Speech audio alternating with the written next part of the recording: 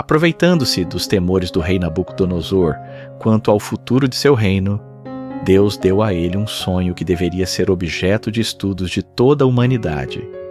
No sonho, o rei Nabucodonosor vê uma grande e impressionante estátua, composta de metais valiosos que vão se sucedendo até os pés, onde o ferro se mistura com o barro.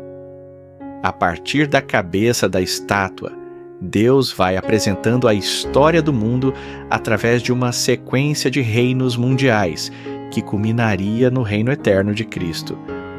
O sonho do rei Nabucodonosor não diz em que dia, mês e ano o Senhor Jesus retornaria para retribuir a cada um segundo as suas obras, mas apresenta o período a partir do qual o retorno de Jesus estaria cada vez mais perto.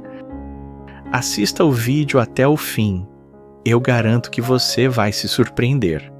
A mensagem que você vai assistir a partir de agora será apresentada pelo psicólogo Neemias Portugal e faz parte de uma playlist que você pode encontrar no canal Nema Mensagens e Reflexões. Se você deseja apresentar esta mensagem na sua igreja, você pode obter os slides logo abaixo na descrição do vídeo. Antes, porém, eu quero te convidar a se inscrever no nosso canal agora mesmo e a compartilhar esta mensagem com seus amigos e familiares. Aproveite e deixe também o seu like e o seu comentário. É fundamental.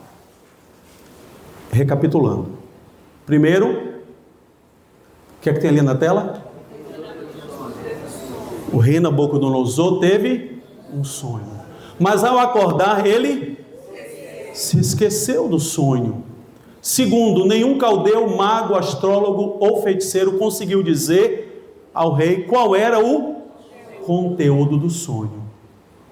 Depois vem Nabucodonosor, então condena, ele disse assim: se vocês não me contarem o sonho e não me derem a interpretação, vai morrer todo mundo. Como ninguém conseguiu, ele condenou todo mundo à morte. Daniel, quando se viu ameaçado de morte, ele e seus companheiros, eles então pediram um tempo, oraram ao Deus do céu e Deus revelou o sonho. Agora você vai saber qual foi o sonho, tá bom? Aquilo que os magos não conseguiram entender, nós vamos entender agora, tá?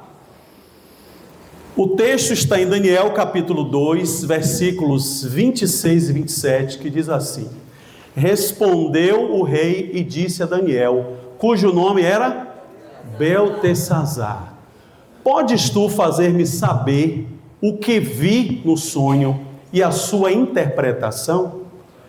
Respondeu Daniel na presença do rei e disse: o mistério que o rei exige, nem encantadores, nem magos, nem astrólogos o podem revelar ao rei. Uma vez um amigo mandou uma mensagem para mim e disse assim: Neemias, preciso de R$50. Eu perguntei para quê?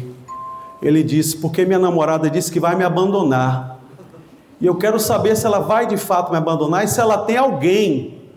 Então eu vou pagar ali uma cartomante no Bonfim, ela vai jogar umas cartas e ela cobra R$50.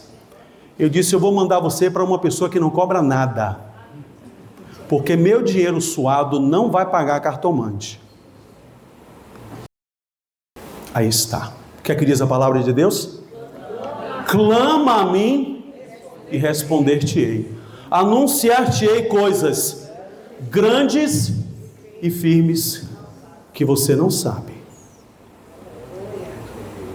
Aí o salmista, depois de ter tantas orações respondidas, ele disse assim: eu clamo a ti, ó Deus, pois tu me respondes. Inclina para mim os teus ouvidos e ouve a minha oração. É de graça. Não precisa pagar nada, é de graça. Tá? Então você está com dúvida, está ansioso, está preocupado, não sabe o futuro? Clama a Deus. Consulta a palavra do Senhor. Você vai receber a resposta no tempo certo, da forma certa. Amém? Sem gastar seu dinheirinho suado, tá? Estando tu, ó rei, agora Daniel entra contando o sonho que o rei teve. Ele disse assim: estando tu, ó rei, no teu leito, Surgiram-te pensamentos a respeito do que há de ser depois disto. O rei Nabucodonosor estava preocupado com o quê? O futuro do seu reino. Será que o meu reino vai ser conquistado? Será que o meu reino vai ser destruído? Ele estava preocupado. O texto continua: aquele, pois, que revela mistérios, te revelou o que há de ser. Tu, ó rei, estavas vendo, e eis aqui uma grande estátua. Esta, que era imensa e de extraordinário esplendor, estava em pé diante de ti, e a sua aparência era terrível. Ele nunca havia visto algo igual. Lázaro, tem um vídeo aí, meu querido, por favor, da estátua. Põe esse vídeo aí para a gente ter uma ideia do que foi que Nabucodonosor sonhou, tá? Pode colocar aí esse vídeo. Nós vamos ter aqui, nós vamos ver uma estátua do jeito que Nabucodonosor sonhou. Preste atenção.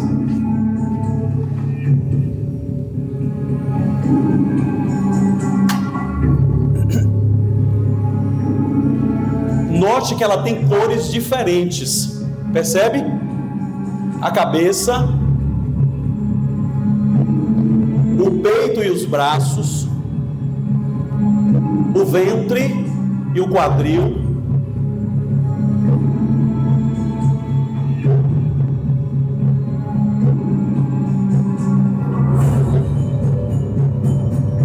ele ficou espantado quando viu isso, irmãos. Agora nós vamos ver as pernas. Olha a cor diferente. Agora preste atenção nos pés, porque muito nos interessa os pés da estátua. Ó.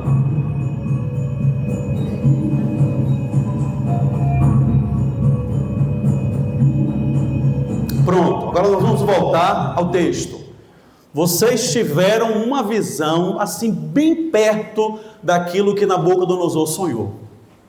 Tá joia? Agora vamos entender o que são aquelas cores da estátua. A cabeça era de fino ouro, o peito e os braços de prata, o ventre, a barriga e o quadril de bronze, as pernas de ferro, os pés misturados em parte de ferro e em parte de barro. Por que a estátua estava dividida por metais, do mais precioso ao menos precioso? Vamos entender agora. Quando estavas olhando, uma pedra foi cortada sem o auxílio de mãos, feriu a estátua nos pés. A pedra não bateu na cabeça, não bateu no peito, não bateu no ventre nem nas pernas. A pedra bateu nos pés, de ferro e de barro, e os esmiuçou. Eu vou pegar esses slides aqui e vou mandar colocar no zap da igreja. Aí quem quiser rever o assunto e quiser pregar, sair por aí pregando, sinta-se à vontade. Espalhe para quem pedir, para quem desejar. Aí Daniel continua dizendo assim: então foi juntamente esmiuçado o ferro, o barro, o bronze, a prata e o ouro, os quais se fizeram como palha das eiras no estio, e o vento os levou, e deles não se viram mais vestígios. Mas a pedra que feriu a estátua se tornou em grande montanha e encheu toda a terra. O que representa essa pedra? Que poder ela tem para destruir toda a estátua, se espalhar e preencher toda a terra? Quem é essa pedra? Vamos continuar estudando. Aí Daniel continua dizendo: este é o sonho e também a sua interpretação, diremos ao rei. Tu, ó rei, rei de reis, a quem o Deus do céu conferiu o reino, o poder, a força e a glória, a cujas mãos foram entregues os filhos dos homens, onde quer que eles habitem, e os animais do campo e as aves do céu, para que dominasse sobre todos eles. Leiam comigo: tu és a cabeça de ouro. Pronto, já sabemos aqui quem representa a cabeça de ouro da estátua que Nabucodonosor sonhou. Representa o Império Babilônico, o império sobre o qual Nabucodonosor reinou. Então, a cabeça de ouro representa o Império Babilônico, ok? Então, vocês têm ali já uma ideia, gravem essa sequência. A cabeça de ouro é Babilônia, o Império Babilônico. Depois de ti, eu acho que quando o rei ouviu isso aqui, ele sentiu uma dor tremenda, né? Porque ele agora ficou sabendo que viriam outros reinos depois dele, que o reino dele ia desaparecer.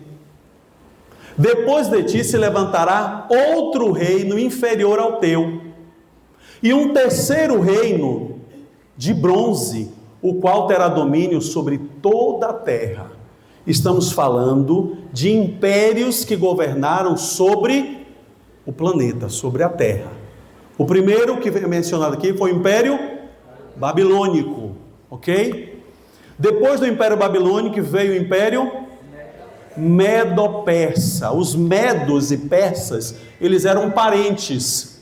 Então decidiram se unir, fundar um grande império para vencer Babilônia, para conquistar Babilônia.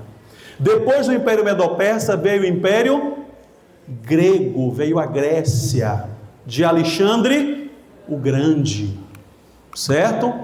O quarto reino será forte como ferro, pois o ferro a tudo quebra e esmiuça. Como o ferro quebra todas as coisas, assim ele fará em pedaços e esmiuçará. Quem representa então as pernas de ferro da estátua? E aí, descobriram já? Roma. Primeiro império, segundo império, terceiro império e o quarto império, Roma.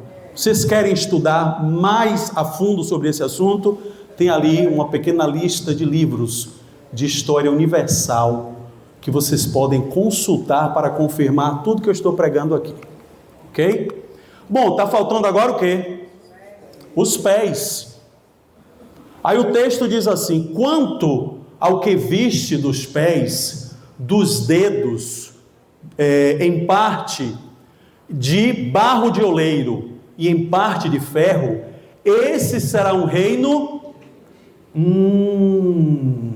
Percebam que a cabeça era de ouro puro, peito e braços de prata, pura prata, o ventre e o quadril bronze, sem mistura com metal nenhum, as pernas de ferro, mas os pés, eles são misturados, uma parte de ferro, outra parte de barro.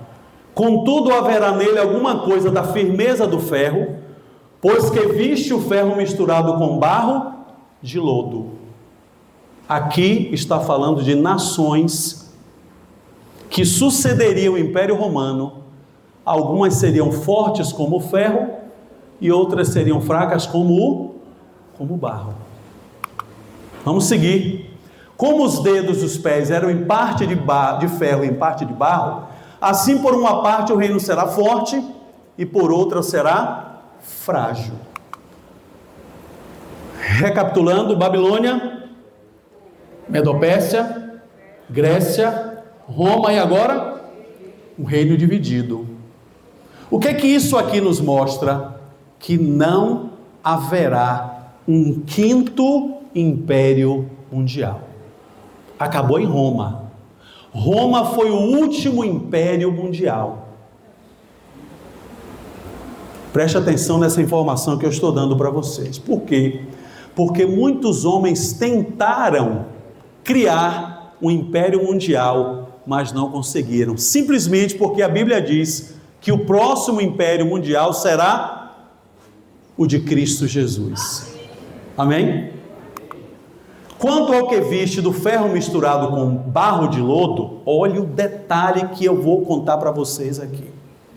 Misturar-se-ão mediante casamento, mas não se ligarão um ao outro, assim como o ferro não se mistura com o barro. Vocês vão ficar impressionados com essa informação aqui, tá? Mas nos dias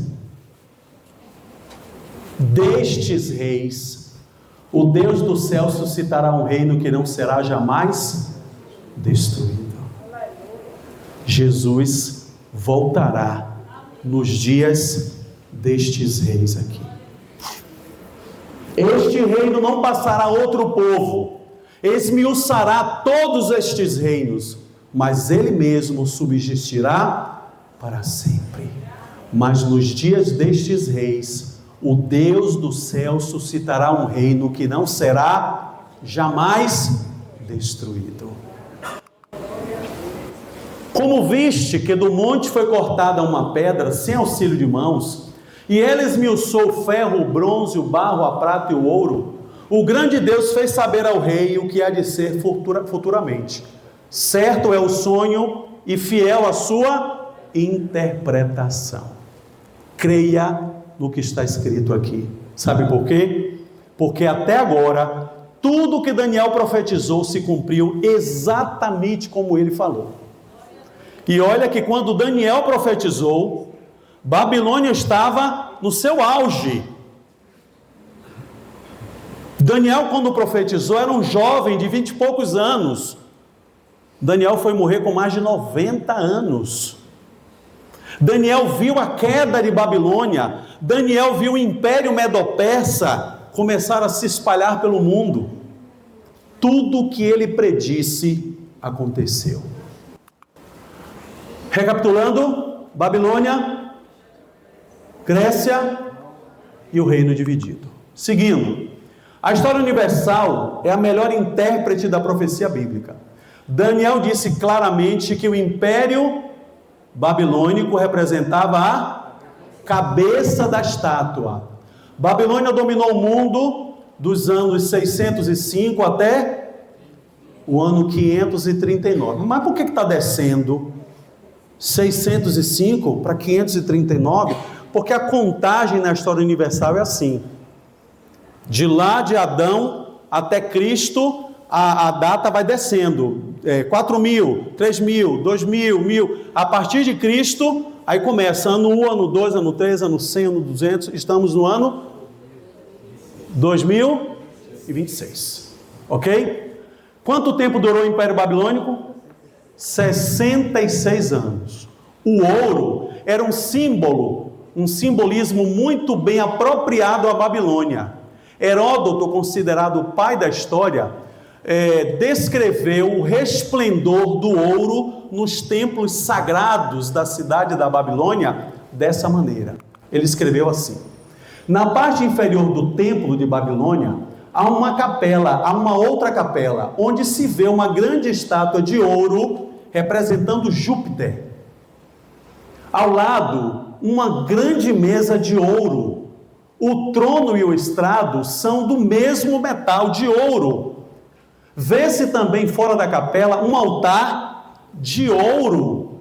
Havia naquele templo, no recinto sagrado, uma estátua de ouro maciço de 12 côvados. Um côvado, nessa época, media praticamente 45 centímetros, 50 centímetros.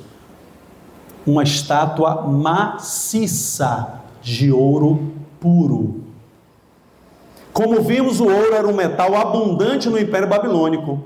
Deus sabiamente usou o ouro para representar o Império Babilônico.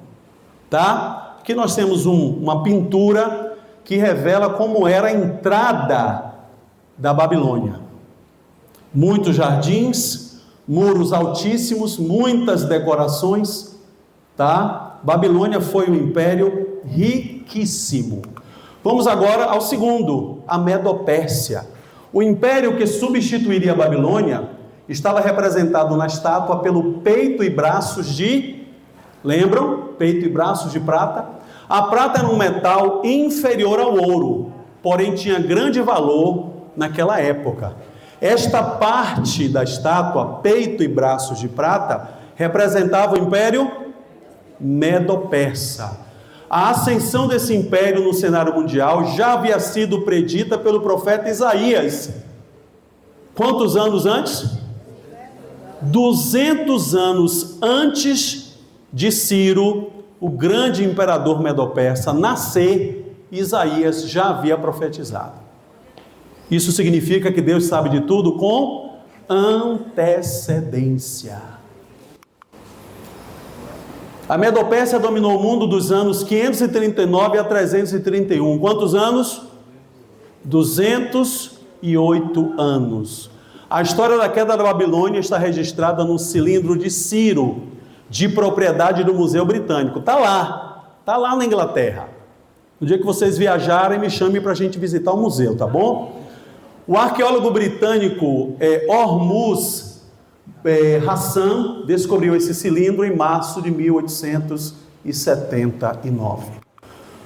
Já vimos Babilônia, Medo-Pérsia, agora vamos ao Império Grego. Preste atenção, isso é uma aula de história universal, combinada com a Bíblia. Isso faz diferença. Você vê o que a Bíblia predisse se cumprir na história. O terceiro império depois da Medo-Pérsia foi a Grécia de Alexandre o Grande. O Império Grego dominou o mundo dos anos 331 até o ano 168. Quantos anos?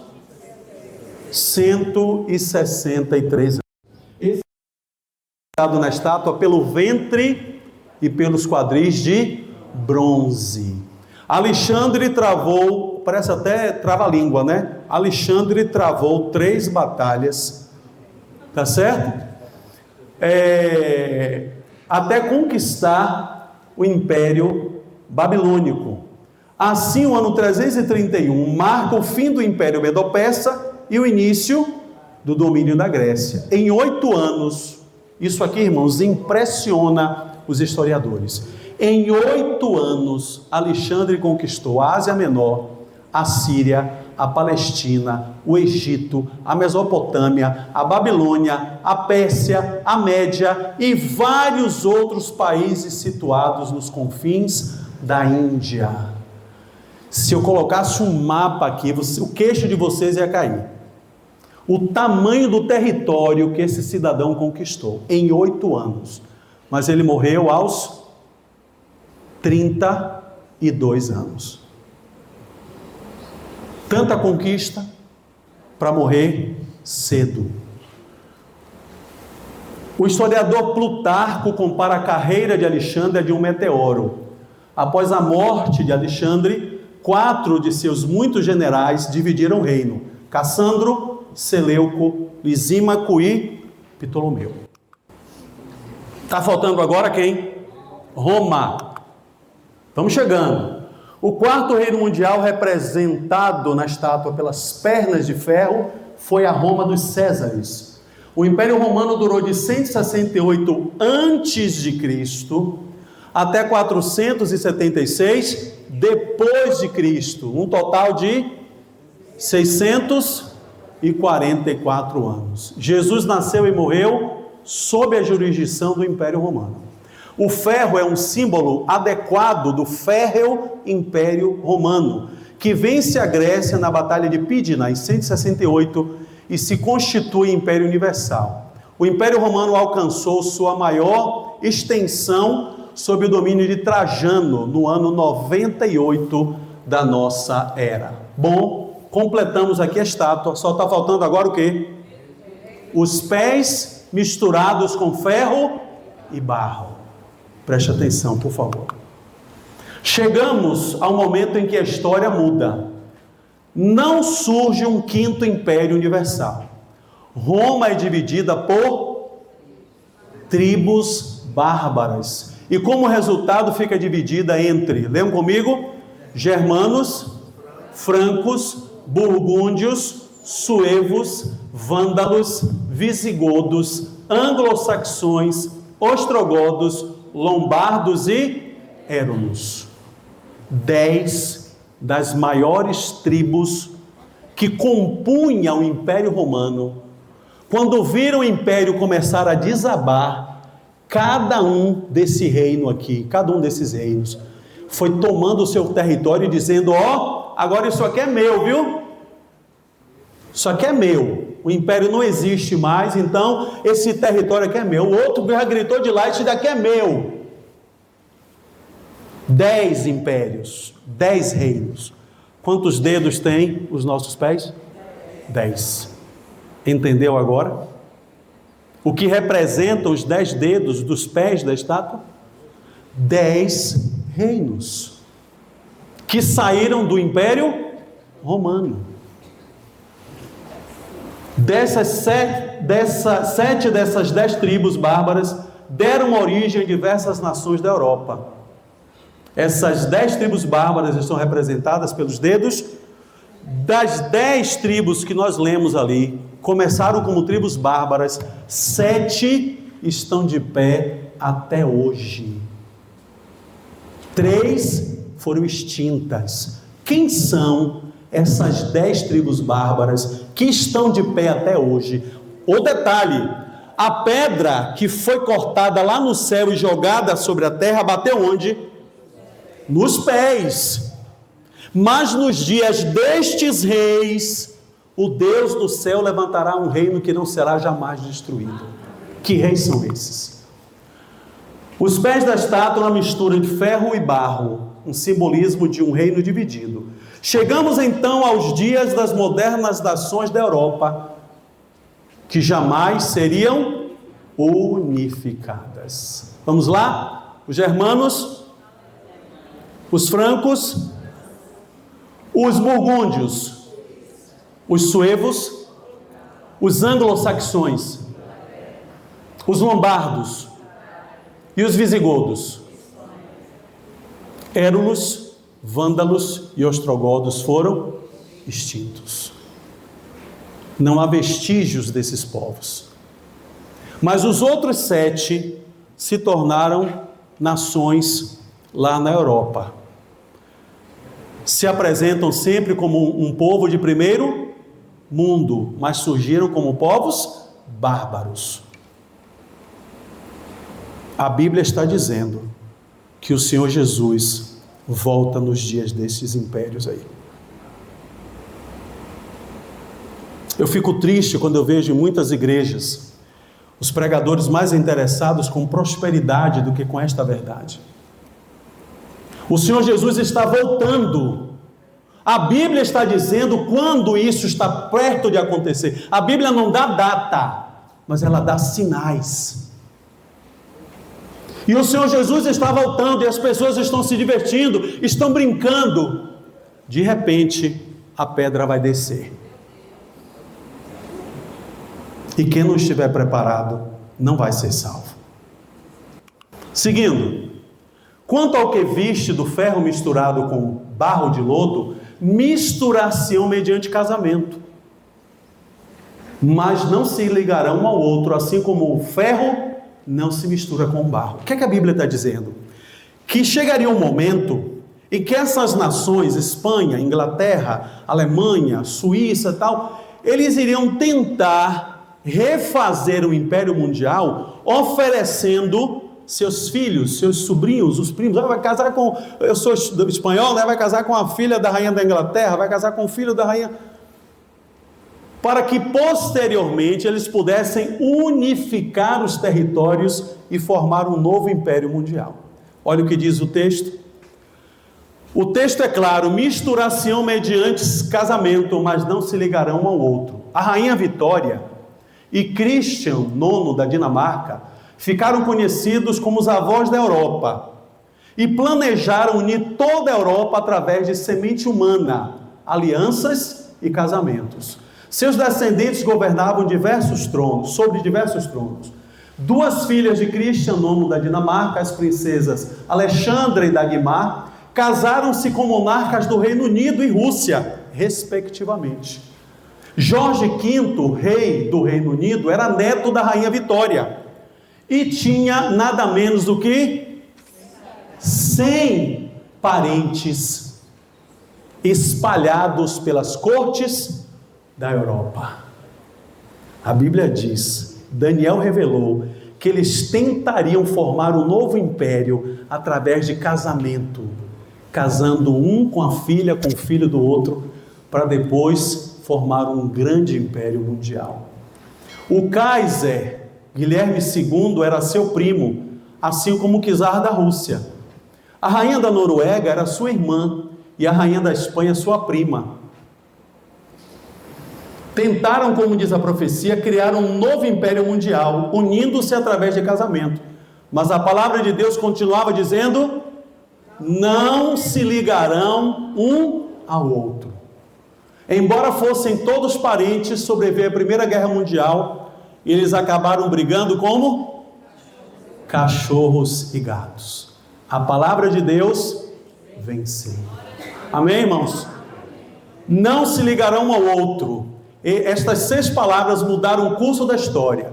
Grandes militares e políticos tentaram contra estas 6 palavras, consciente ou inconscientemente, mas tiveram que humilhar-se diante da palavra do Senhor. Esses homens duvidaram da palavra de Deus e tentaram criar um novo império mundial, mas não conseguiram. Aliás, eles não conseguirão. Vamos lá, Carlos V, ele dizia que em seus domínios o sol nunca se punha. Dominou a América, os Países Baixos, parte da Itália e Alemanha, mas adoeceu de reumatismo e teve que abdicar em favor de seu filho Filipe II. Depois disso se recolheu num convento até o dia... Não deu certo. Carlos Magno tentou unir o que uma vez foi o Império Romano. Seus exércitos venceram em todas as batalhas, mas não conseguiu seu objetivo. Morreu antes. Quando seus restos mortais foram encontrados em Aachen, o esqueleto estava sentado com uma coroa de ouro sobre sua caveira e seu dedo assinalava um versículo de uma Bíblia manuscrita. O verso onde o dedo dele estava em cima era o que diz ali Isaías 60, verso 8. Leiam comigo? Seca-se a erva, cai a sua flor, mas a palavra de nosso Deus permanece. Não lute contra o que está escrito. O que está escrito prevalece. Os homens passam, a Bíblia permanece. Napoleão Bonaparte, à medida que expandia seus domínios, ele criava tronos para seus irmãos e cunhados. A seu filho ele chamou de rei de Roma. Também declarou: em 5 anos serei dono do mundo. Não obstante, perdeu sua tão planejada batalha de Waterloo. Napoleão culpou a chuva, mas em seu desterro de Santa Helena ele disse, leiam comigo: o Deus Todo-Poderoso era mais forte do que eu. Victor Hugo, ao falar de Napoleão e de por que perdeu a tão bem planejada batalha de Waterloo, disse: tentou impedir a Deus. Note que há 2 vezes a mesma expressão: tão planejada batalha de Waterloo. Não adianta planejar, irmãos. Se Deus disser não vai, não vai. Amém? Adolf Hitler declarou: fundarei um império que durará 1000 anos. Roma durou, quem lembra? 644 anos. Ele disse: não, 644 é pouco. Eu vou fundar um império que vai durar 1000 anos. Chegou a dominar a Polônia, França, Tchecoslováquia, Romênia, Albânia, Iugoslávia, Grécia, os Países Baixos, Noruega, Bélgica e Holanda. Os exércitos nazistas estiveram a ponto de cruzar o Canal da Mancha para ferir a batalha decisiva pela Europa no próprio território das Ilhas Britânicas. Quando estava quase estabelecendo o 5º Império Universal, a palavra do Senhor prevaleceu e Hitler foi derrotado. Mas nos dias destes reis, o Deus do céu suscitará um reino que não será jamais destruído. Traduzindo, nos dias destes reis, quais reis? França, Alemanha, Portugal, Itália, Suíça, Inglaterra e Espanha. Jesus voltará para instalar seu reino eterno. Você não diz amém, irmãos? Amém? Amém? Estamos vivendo nos dias em que o Senhor Jesus voltará para dar fim a toda a estátua, a todos os reinos e estabelecer o seu reino eterno. O reino do Senhor Jesus é representado no sonho por uma pedra que foi cortada sem o auxílio de mãos e destruiu toda a estátua. Jesus Cristo é a pedra que surge no final do sonho e destrói toda a estátua. Leiam comigo o que Paulo escreveu: e beberam da mesma fonte espiritual, porque bebiam de uma pedra espiritual que os seguia, e a pedra era Cristo. Entendeu quem representa aquela pedra? Jesus Cristo. Carlos Magno, Carlos V, Luís IX, Napoleão, Hitler, Mussolini, os Estados Unidos, a União Europeia e ainda a própria ONU foram e continuam sendo impotentes contra a palavra de Deus. De acordo com a profecia, nunca mais haverá um império mundial governado por homens. O próximo império será o de Cristo, que virá nas nuvens dos céus como Rei dos Reis e Senhor dos Senhores, para governar sobre todo o universo. Você crê nisso? Amém? Louvado seja Deus. Agora eu vou pedir a meu amigo Lázaro, tem um videozinho aí de uns 4 minutos, tá? Jesus está voltando. Coloca esse pequeno vídeo aí. Preste atenção no que vocês vão ver agora. Aqui está o pior tsunami da história do Japão.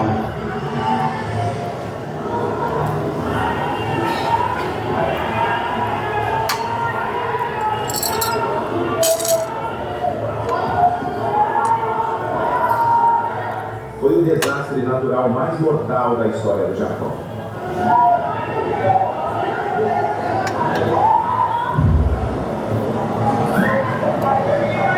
A Bíblia diz: haverá fomes, terremotos em vários lugares.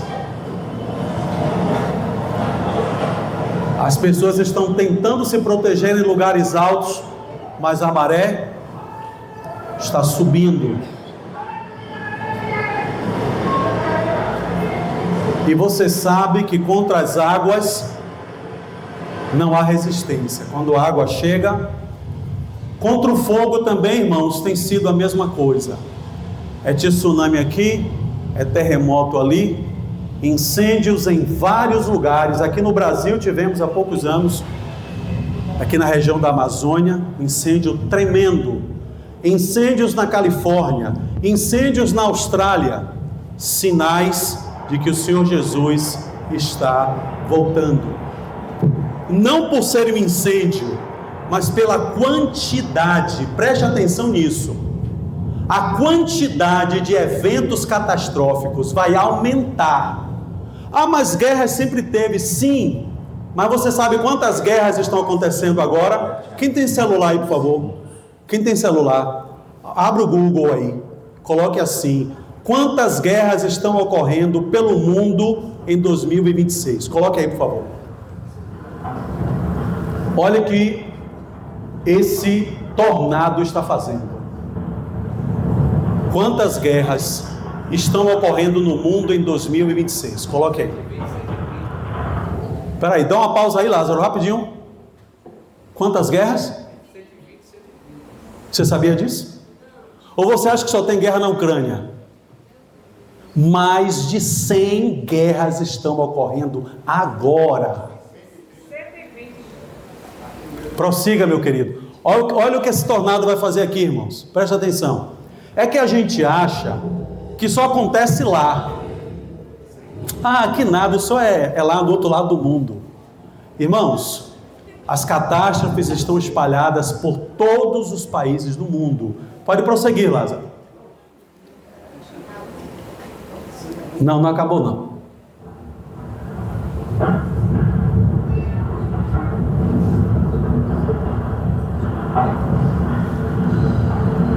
A palavra de Deus, irmãos, é clara. Esse mundo está deixando de ser o paraíso que Deus gostaria que fosse para a habitação dos seus filhos. A violência, irmão, dos ventos. São ventos tão fortes que eles conseguem arrancar árvores que estão ali há décadas. E arranca pelas raízes. Sinais da volta do Senhor Jesus, porque estão acontecendo em grandes quantidades. Aqui no Brasil, Rio Grande do Sul, as enchentes, olha lá.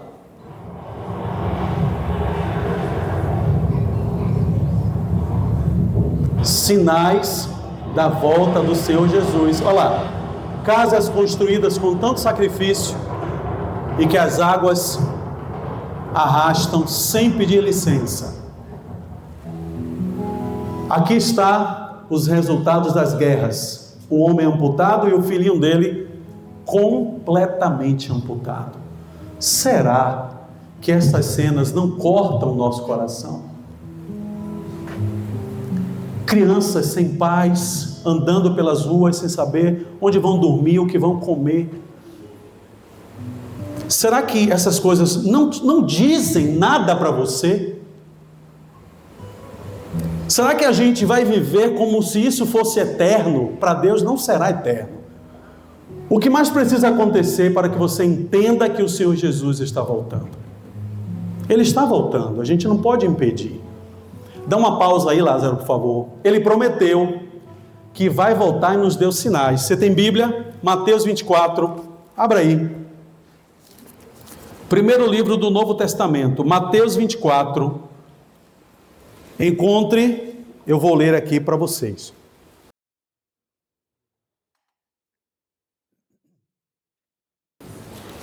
Mateus 24, primeiro versos 5, 6 e 7.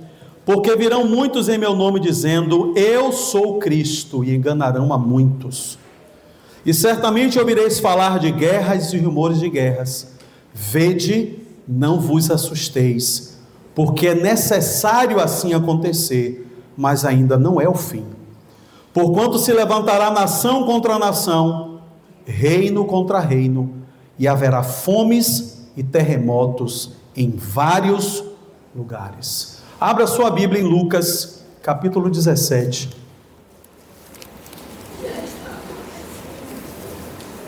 Já está acontecendo. É isso mesmo. Lucas capítulo 17. Olhe para os versos 26 a 29. Quem achou, diga amém. Divida aí com a pessoa que está do seu lado, viu? De repente tem alguém que não tem Bíblia.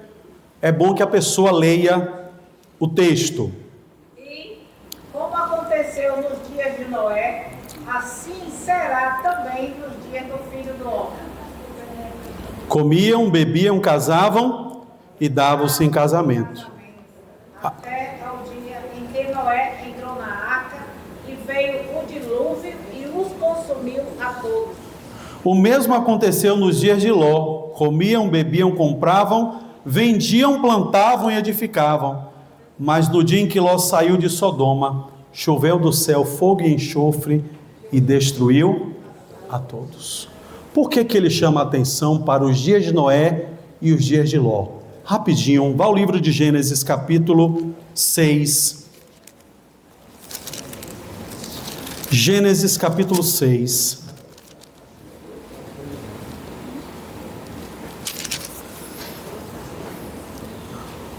Olhe para o verso 5. O primeiro livro da Bíblia, capítulo 6, verso 5. Viu o Senhor que a maldade do homem se havia multiplicado na terra, e que era continuamente mal todo o desígnio do coração humano. Olhe para o verso 11. A terra estava corrompida à vista de Deus e cheia de... Olhe para o verso 13. Então disse Deus a Noé: resolvi dar cabo de toda a carne, porque a terra está cheia da violência dos homens. Não é isso que estamos vendo hoje? Quantas mulheres só esse ano já foram violentadas e tiveram suas vidas ceifadas?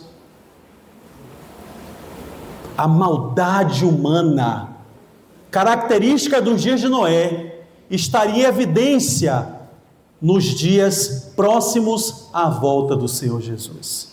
E nos dias de Ló, aí mesmo, capítulo 19, Gênesis 19,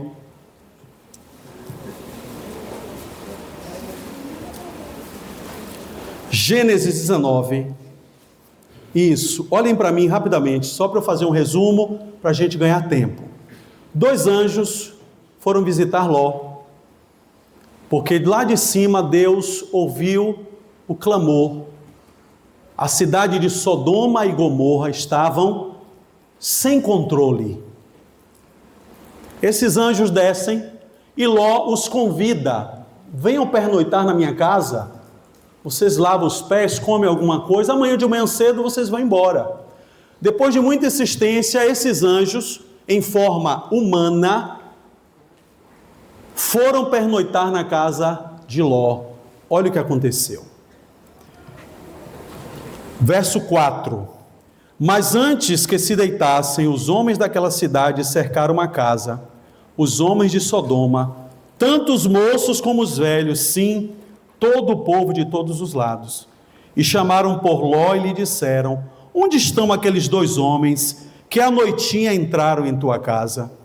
Traze-os para fora, para que nós abusemos deles. Saiu-lhes então Ló à porta, fechou-a após si e lhes disse: rogo-vos, meus irmãos, que não façais mal. Tenho 2 filhas virgens, eu vos-las trarei, tratai-as como vos parecer. Porém nada façais a estes homens, porque se acham sob a proteção do meu teto. Eles, porém, disseram: retira-te daí. E acrescentaram: só ele é estrangeiro, veio morar entre nós e pretende ser juiz de tudo? A ti, pois, faremos pior do que a eles. E arremessaram-se contra o homem, contra Ló, e se chegaram para arrombar a porta. Porém os homens, estendendo a mão, fizeram entrar Ló e fecharam a porta, e feriram de cegueira os que estavam fora, desde o menor até o maior, de modo que se cansaram de procurar a porta. O que é que esses homens de Sodoma queriam com aqueles 2 homens que entraram na casa de Ló? Coloque-os para fora, para que abusemos deles. O que é que você está vendo hoje? Alguém respeita uma criança? Alguém respeita um idoso? Não há respeito. Abusa-se como se aquele ser humano fosse um objeto de prazer. Jesus está voltando. Lázaro, solte o vídeo, por favor. Os slides, a pregação, a mensagem, os slides que estavam aí agora, por favor. Jesus está voltando. Não, o outro que você tinha colocado, já no finalzinho. É o vídeo que estava tocando aí. Jesus está voltando. Irmãos, Jesus prometeu voltar, sim ou não? Por que ele não voltou? Você vai ver agora. Nossa última passagem. 2ª carta de Pedro, está lá pertinho do Apocalipse. Você vai entender por que Jesus ainda não voltou. Depois desse aí.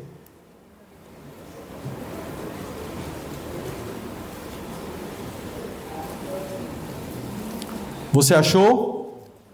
2ª carta de Pedro, capítulo 3, a partir do verso 3 diz: tendo em conta, antes de tudo, que nos últimos dias virão escarnecedores com seus escárnios, andando segundo suas próprias paixões e dizendo: onde está a promessa da sua vinda? Porque desde que os pais dormiram, todas as coisas permanecem como desde o princípio da criação. Porque deliberadamente esquecem que de longo tempo houve céus bem como terra, a qual surgiu da água e através da água pela palavra de Deus, pela qual veio a perecer o mundo daquele tempo, afogado em água. Ora, os céus que agora existem e a terra, pela mesma palavra, têm sido entesourados para o fogo, estando reservados para o dia do juízo e destruição dos homens ímpios. Há, todavia, uma coisa, amados, que não deveis esquecer, que para o Senhor um dia é como 1000 anos, e 1000 anos como um dia. Agora vem o texto que nos interessa mais ainda.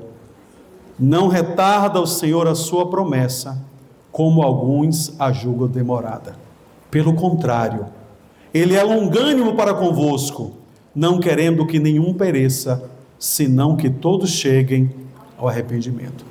Jesus não voltou porque Ele está te esperando. Amém? Para que no dia do juízo você não diga assim: Senhor, se o Senhor tivesse me falado, eu teria aceitado. Se o Senhor tivesse mandado alguém pregar a mensagem da volta de Jesus, eu teria me salvado.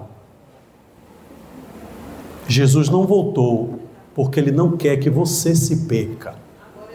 Ele não quer que você perca a salvação. Assista esse vídeo, sabe por quê? Porque você precisa tomar uma decisão. O muro já é nosso. Havia um grande muro. De um lado do muro estavam os anjos de Deus. Do outro lado do muro estavam os demônios. E em cima do muro havia um jovem indeciso, se entregava a sua vida para Deus, ou se deveria aproveitar um pouco mais os prazeres do mundo. O jovem indeciso observou que o grupo do lado dos anjos chamava e gritava sem parar para ele: Ei, desce do muro agora, vem para cá. Já os demônios não gritavam e nem diziam nada. Essa situação continuou por um tempo, até que o jovem indeciso resolveu perguntar aos demônios: Os anjos ficam o tempo todo me chamando para descer e ficar do lado deles. Por que vocês não me chamam e nem dizem nada para me convencer a descer para o lado de vocês? Grande foi a surpresa do jovem quando os demônios responderam: É porque o muro já é nosso. Infelizmente, há muitas pessoas em cima do muro, em dúvida entre o reino de Deus e o reino das trevas.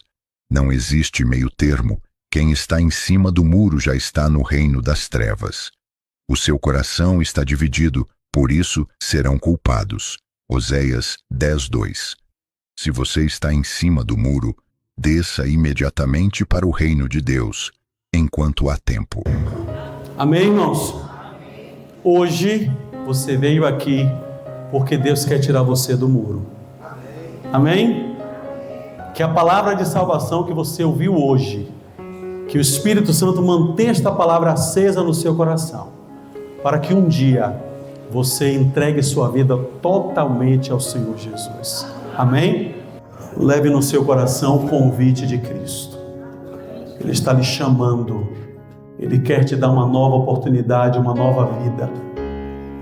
Quem sabe aqui o dia que vai morrer? Tem alguém que sabe aqui? Tem alguém que sabe, irmãos? Não? Eu não sei. Por isso, se você tem que entregar alguma coisa ao Senhor Jesus, entregue logo. Entregue o seu coração. É o que Ele mais deseja. Querido Deus, graças te damos, Pai, por esta oportunidade tão abençoada. Hoje todos sairão daqui sabendo que o Senhor Jesus, a pedra, voltará nos dias destes reis. Nos dias em que a Espanha, a Inglaterra, a Suíça, Portugal, a Alemanha estarão constituídas como nações, depois de terem tentado por muitas maneiras, através de casamentos, constituir um novo império mundial, eles desistiram. Parece que desistiram. Mas nos dias destes reis, o Senhor Jesus vai voltar. Ó Deus, abençoa cada pessoa que passou por aquelas portas. Abençoa para que elas entreguem o coração ao Senhor Jesus antes que seja tarde demais. Nós não somos donos da vida. Nós não pedimos para nascer e não marcamos a data da nossa partida. Por isso, ó Deus, uma coisa a gente pode fazer, é a data da nossa entrega do coração a Jesus Cristo. Abençoa-nos, Deus, nos dê uma semana de paz e não desista de nos salvar, em nome de Jesus Cristo. Amém, Senhor. Amém.